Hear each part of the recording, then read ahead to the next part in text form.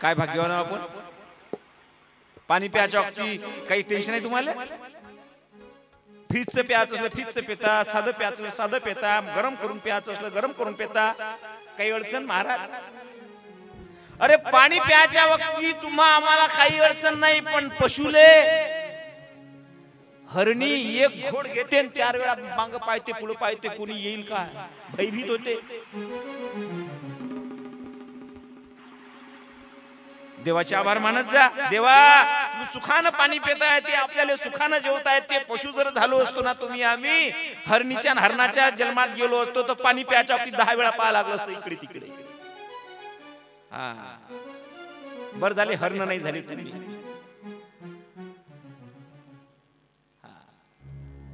हरणीनं एक पाण्याचा घोट घेतला, वर पाहते गर्भवती हरणी आहे आणि कुठून तरी व्याघ्र गर्जना ऐकू आली. वाघाचा आवाज जसा कानावर आला, हरणीला वाटलं की आता आपल्याला वाघ येईल आणि आपल्याला शिकार करेल, म्हणून तिनं मागं न वळता पुढे छलांग घेतली.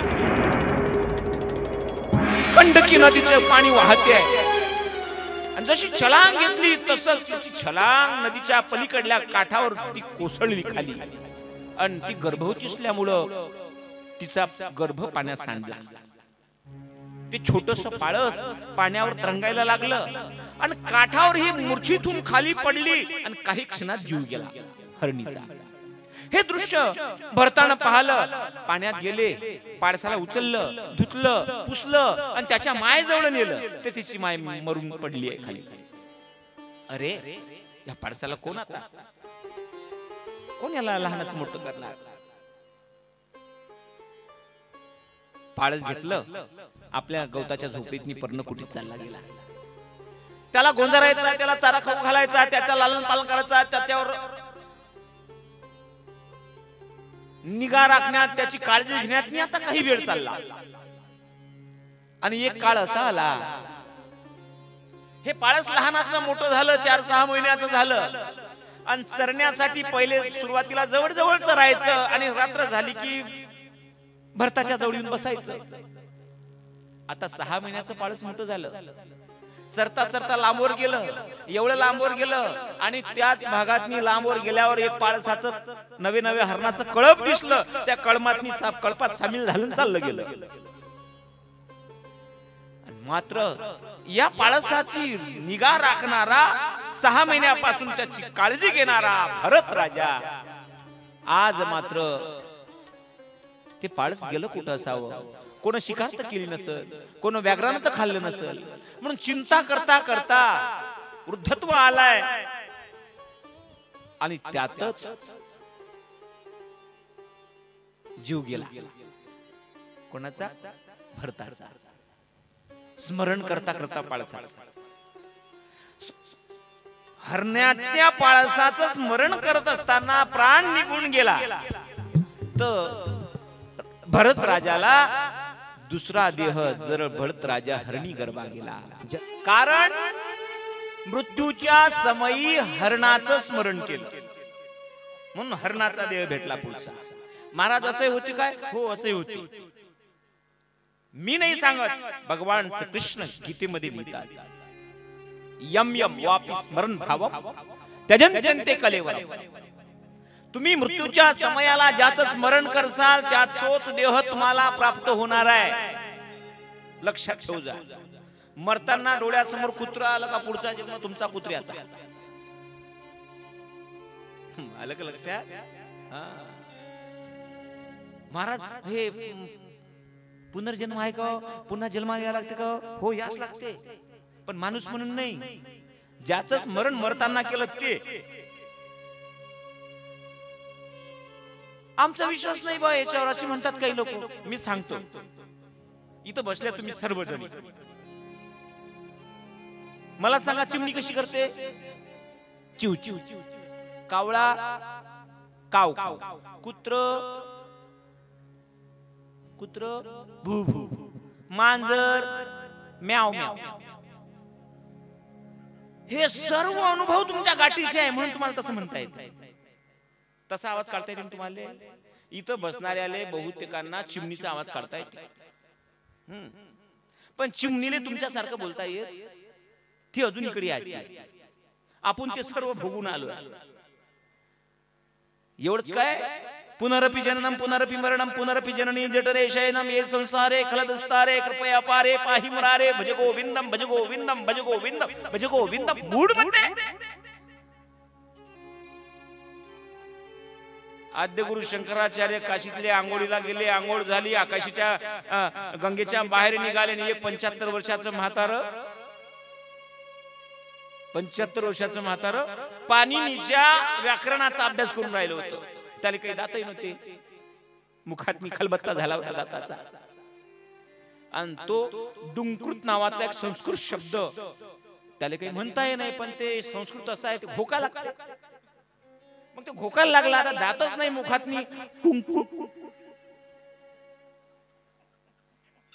दात खलबत्ता झालाय. डुंकृतच म्हणता नाहीये त्याला, दाताशिवाय डुंकृत म्हणताच नाही. ज्याले दात नाही तोंडात नाही त्यांना म्हणून दाखवा डुंकृत. नाही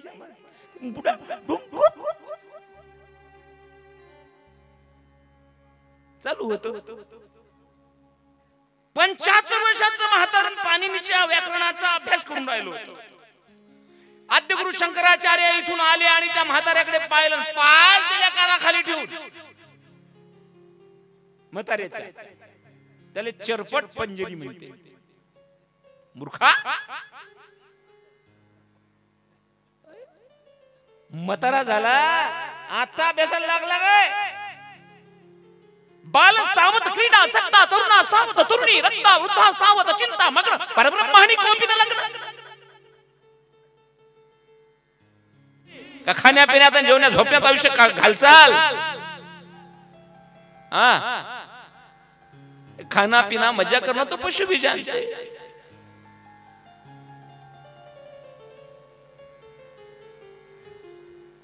मूर्खा, आता तरी भगवंताचं भजन कर. शंकराचार्य सांगतात, भज गोविंदम भज गोविंदम भज गोविंदम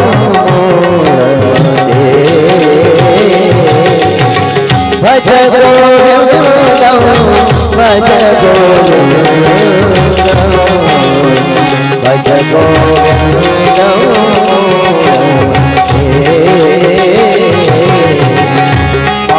बालस्तावत क्रीडा बालस्तावत क्रीडा सक्ता तरुणास्तावत तरुणी रक्ता.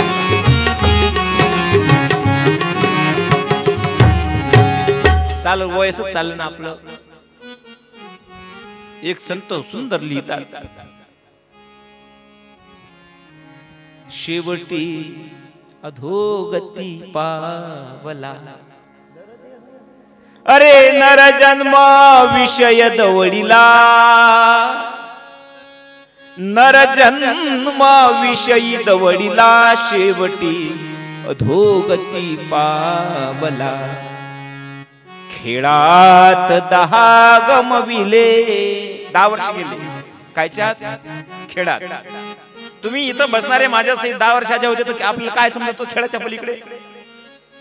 20त लग्न झाले,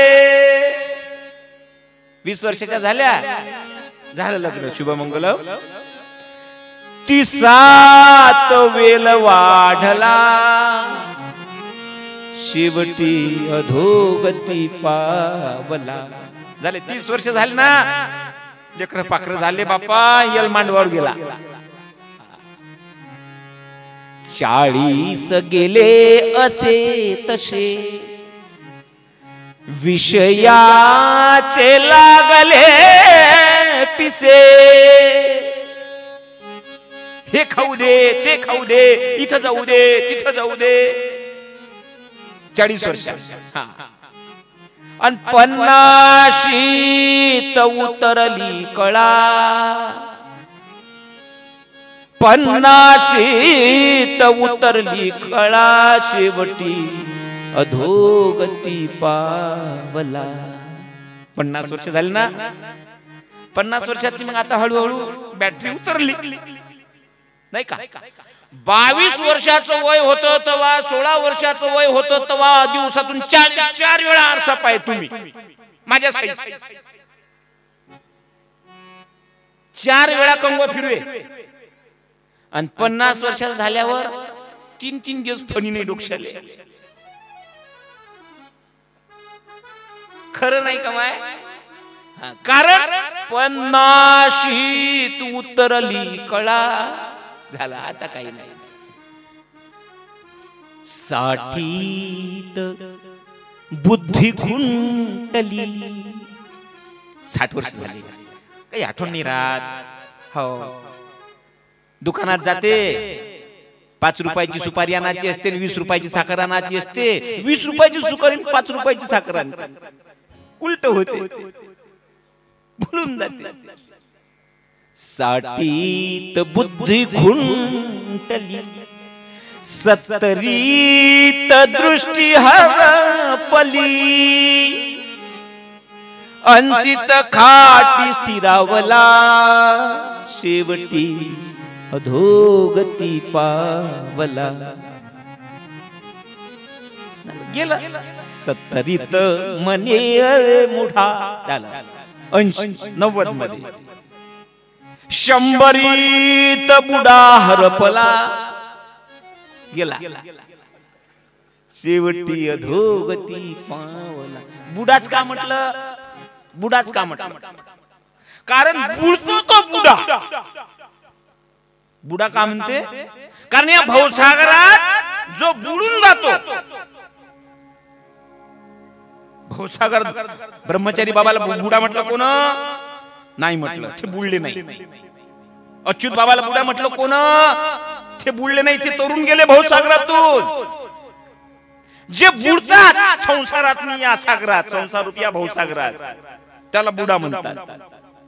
म्हणून 100त बुडा हरपला गेला. असं तुमचं आमचं होऊ नये म्हणून श्रीमद भागवत कथा. गोपाल कृष्ण भगवान.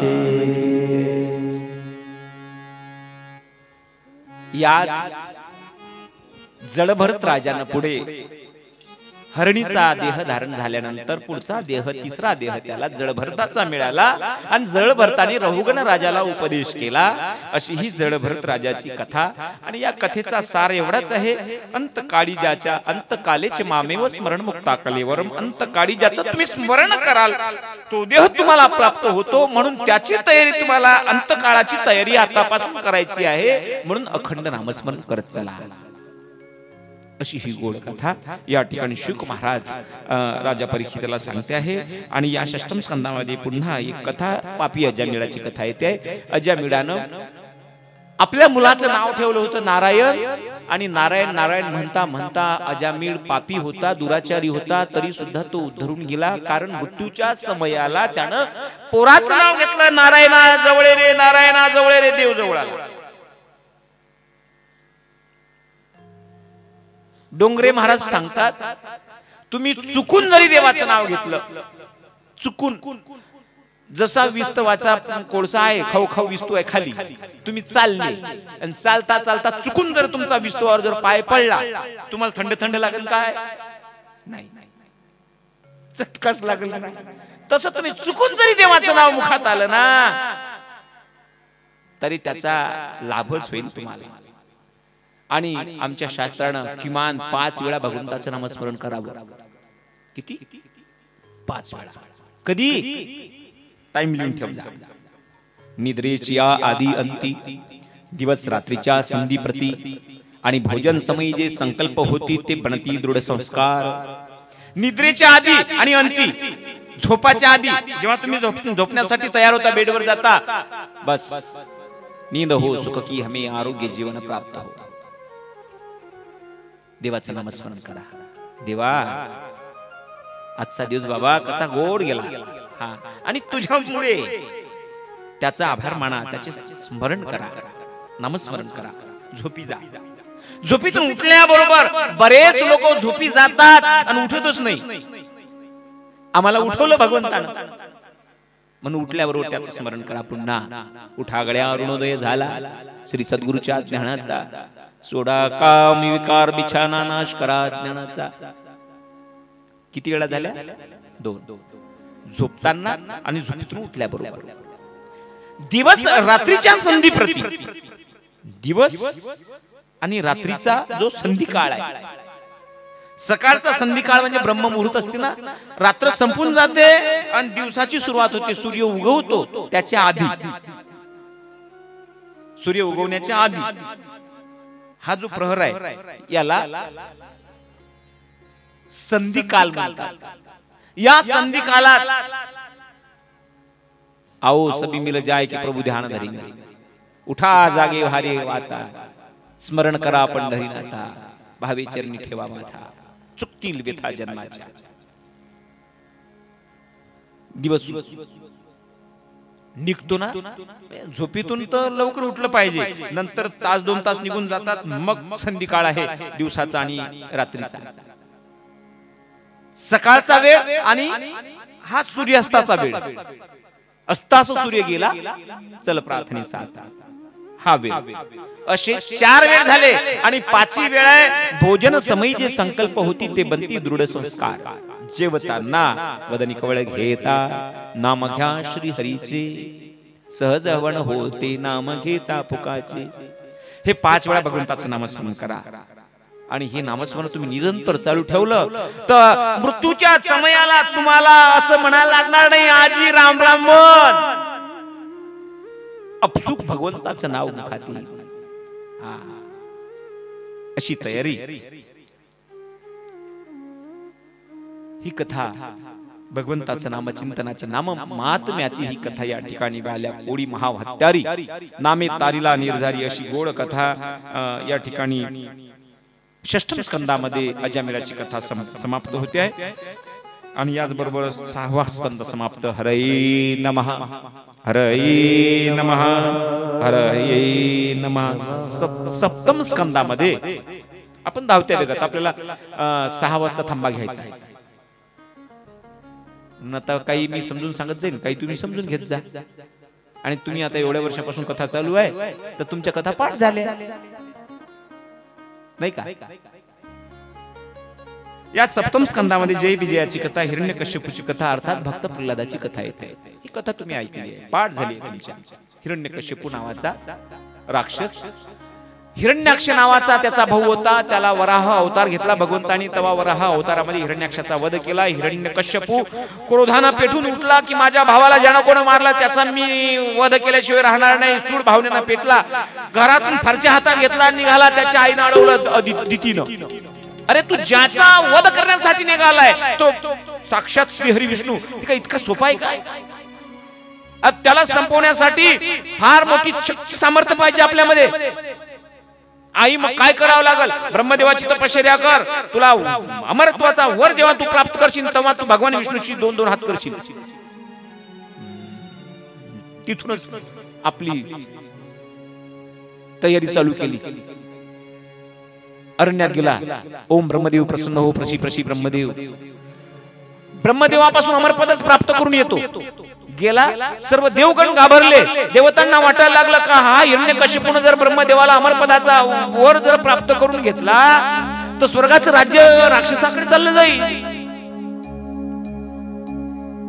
सर्व देवगण देवता देवगुरु बृहस्पतीकडे गेले आणि बृहस्पतीला सांगितलं काहीतरी करा. आणि बृहस्पतीने पोपटाचं रूप धारण केलं. ज्या ठिकाणी हिरण्यकश्यपू तपश्चर्या करते त्या एका झाडावर जाऊन बसला आणि नारायण नारायण म्हणायला लागला. आता ज्या नारायणाचा वध करण्यासाठी तपश्चर्या करते आहे त्याच नारायणाचं नाव एक पोपट घेते म्हणून तो तिथून उठला, घरी आला. पत्नीने विचारलं, पत्नी कयादू होती, अहो तुम्ही तपश्चर्या करायला गेलते एवढ्या लवकर परत? म्हणे अगं ज्या ठिकाणी मी बसलो ना त्या ठिकाणी एक पोपट नारायण नारायण म्हणत होता. मग काय झालं? काय म्हणत होता? नारायण नारायण. पुन्हा सांगा, नारायण नारायण नारायण नारायण नारायण नामाचा घोष करून घेतला आणि त्याच दिवशी कयादूला दिवस राहिले. आता पुन्हा मी जातोय. पुन्हा आला आणि तपश्चर्याला बसला. पुन्हा देवगण घाबरले. देवतांनी इंद्राकडे गेले. इंद्रदेव प्रत्यक्ष त्याच्याकडे आता याची तपश्चर्या भंग कशी करावी म्हणून याच्या पत्नीलाच रथात बसवलं आणि पत्नीला घेऊन निघाला. इंद्र. आता तरी हा उठला, पण हा उठला नाही, हा ध्यानस्थ बसला ब्रह्मदेवाची तपश्चर्या करत. ब्रह्मदेव प्रसन्न झाले. सांग वत्सा काय पाहिजे? म्हणे मला अमरपद द्या. ने अमरपद दगडे आपल्या देवतांना नाही, तुला कसं देऊ? दुसरं काहीतरी माग. त्यानं तो चाणाक्ष होता, हुशार होता हिरण्यकश्यप. म्हणे एक काम करा, मग मला रात्री मरण येणार नाही, दिवसा मरण येणार नाही असा वर द्या. घरात येणार नाही, बाहेर येणार नाही असा वर द्या. ब्रह्मदेव म्हणे तथास्तु. खाली मरण येणार नाही, वर मरण येणार नाही, तथास्तु. तथास्तु म्हणजे तथास्तु म्हणजे तसाच तू. बस तसाच. बाहेर नाही, आत नाही, घरात खाली नाही, वर नाही. 12 महिन्यात कधीच नाही. शस्त्रान नाही, अस्त्रान नाही, माणसानं पशुन नाही, माणसानं नाही. ब्रह्मदेवानं वर दिला. आणि इकडे याच्या पत्नीला घेऊन, कयादूला घेऊन इंद्र निघालाय. इंद्राच्या समोर नारदजी आले. नारदानं सांगितलं, अहो महाराज, या कयादू मातेचा काय दोष आहे? सोडून द्या तिला. रथाच्या खाली उतरवलं आणि तीच कयादू माता 3 महिन्यापर्यंत महर्षी नारदांच्या आश्रमामध्ये थांबल्या. तिच्या गर्भावर संस्कार झाले भगवत भजना पूजनाचे. आणि तिथून परत गेली. वर प्राप्त केला हिरण्यकश्यपूनं. संपूर्ण राज्यामध्ये दौंडी पिटली. कोणी नारायणाचं नाव घेणार नाही, कोणी देवाची भक्ती करणार नाही, कोणी देवाची पूजा करणार नाही. जगाच्या पाठीवर जो काही देव आहे तो मीच आहे. ओम हिरण्यकश्यपू आहे नमः म्हणत चला. हिरण्यकश्यपूचाच वध घोष करत चला. हिरण्यकश्यपू हाच जगातला देव आहे. भयभीत होऊन कोणी मृत्यूच्या धाकानं हिरण्यकश्यपूचं नाम घोष करायला लागले. पण घरचे धनी, घराचे वैरी, घरातलाच मुलगा. कयादू मातेला बाळ झालं, त्याचं नाव प्रल्हाद ठेवलं आणि तो प्रल्हाद 5 वर्षाचा झाला. हा भक्त प्रल्हाद सर्व राज्य बापाचं नाव धारण करत होत.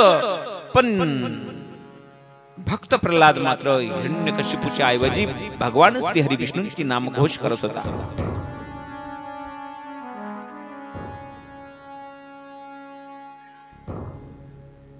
बाप सांगता पुन्हा पुन्हा, बाळा अरे माझा नामघोष कर, पण ऐकायला तयार नाही, अधर्म करत होता. आणि शास्त्र असं सांगते, देव जोडे तरी करावा, अधर्म नाचरावे ते कर्म आचरावे. देव जर जोडल्या जात असेल तर अधर्म केला तरी चालते. जो अधर्म प्रल्हादे जनक विभीषण बंधू राजमाता निंदुभर्ते केले. प्रल्हादानं अधर्म केला, बापानं सांगावं मुलांना ऐकावं हा धर्म आहे. पण बापानं सांगितलं भक्त प्रल्हादानं ऐकलं नाही. भावानं सांगावं, लहान भावानं ऐकावं, रावणानं सांगितलं पण विभीषणानं ऐकलं नाही. आईनं सांगावं, मुलांना ऐकावं हा धर्म आहे. कैकेयीनं सांगितलं पण भरतानं ऐकलं नाही, अधर्म केला. आणि अधर्म तेव्हाच करा जेव्हा देव जर जोडला जात असेल. देव जोडे तरी करावा, अधर्म नाचरावे ते कर्म आचरावे.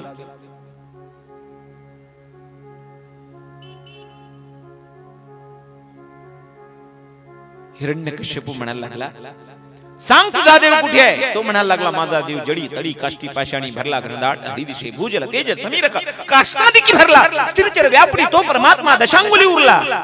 जेथे जातो तेथे तू माझ्या संगाती चालबिशी हाती धरुडिया. तो तर माझ्या सोबत आहे. या खांबात आहे काय? हो, खांबावर लाथ मारली आणि भगवान नरसिंह प्रकट झाले. बोलिये नरसिंह भगवान.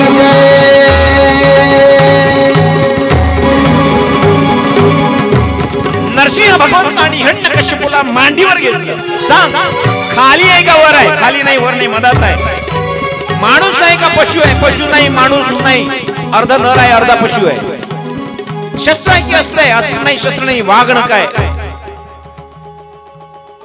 घरात आहे का बाहेर आहे? घरात आहे नाही, बाहेर नाही, उंबरठ्यात घेतला.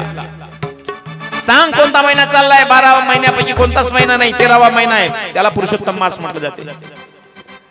आणि त्या ठिकाणी हिरण्यकश्यपूचा भगवान नरसिंह प्रकट झाले आणि हिरण्यकश्यपूचा वध केला. प्रल्हादा कारणे नरसिंह झाला. आणि भक्त तारण्याशी दुष्ट मारिला गोपाल अशी ही भक्त प्रल्हादाची कथा. बाळपणामध्ये भगवंताच्या भक्तीचं वेळ मुलाला लागली पाहिजे. ही मी ध्रुव बाळाच्या कथेतही बोललो. काही लोक म्हणतात महाराज आमच्याकडे म्हण आहे, जागे आहे तुम्ही, झोपले काय का आरतीला उठवा लागते, जागे आहे सर्व, झाले थोडा वेळ राहिला आपल्याकडे. आमच्याकडे म्हण आहे, बाप तसा लेप आणि मसाला. हे तुमच्याकडे आहे का म्हण? तुमच्या इकडे, आमच्या इकडे. बाप राक्षस असताना पोरग कसं देवभक्त झालं महाराज? याला कारण एकच, याला कारण आहे माय. गर्भावस्थेमध्ये 3 महिन्यापर्यंत महर्षी नारदांच्या आश्रमामध्ये होत्या कयादू माता आणि गर्भावर संस्कार झाले. तुम्हालाही जर आपले मुलं आपले नातबंड जर चांगले भगवत भक्त व्हावे असं वाटत असेल तर ज्या महिला गर्भवती आहेत त्या गर्भवती महिलांनी भागवत कीर्तन ऐकलं पाहिजे, प्रवचन ऐकलं पाहिजे, ज्ञानेश्वरीचं पारायण केलं पाहिजे, ग्रामगीतेचं पारायण केलं पाहिजे, भागवताचं पारायण केलं पाहिजे. ही खबरदारी घ्यायला लागते. आजही रशियामध्ये कॉलेज फ्री आहे गर्भवती महिलांसाठी. लॉ कॉलेज, डॉक्टरचं कॉलेज, कोणतेही कॉलेज ज्या महिलांना वाटते आपला मुलगा डॉक्टर करावा त्यांना BMS ला जाऊन बसा, BHMS ला बसा, फुकट विनामूल्य. कारण गर्भावर संस्कार होत असतात. गर्भसंस्कार फार जीवनात महत्वाचे सांगितले आहे. गर्भसंस्काराचा पुतळा म्हणजे भक्त प्रल्हाद. आणि या गर्भधारणेचे साधन, या ब्रह्मचर्याचे साधन, या दिव्यत्वाचे साधन चाले गर्भधारणेपासून पोटातच असता जीव पडून जतन करावा संस्कार आहे.